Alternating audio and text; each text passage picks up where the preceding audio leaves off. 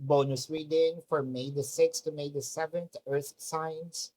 Your cards are the Eight of Swords, the Queen of Cups, and the Five of Swords.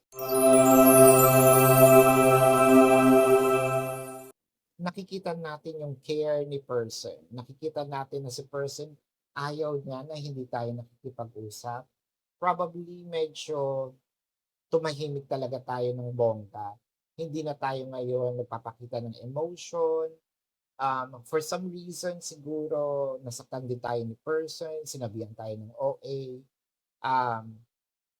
Ngayon parang sinusuyo tayo ni person. Ayaw ni person na mawala ka. Ayaw ni person na ganyan ka. I feel like naging cold ka sa kanya because siya din naman may kagagawan.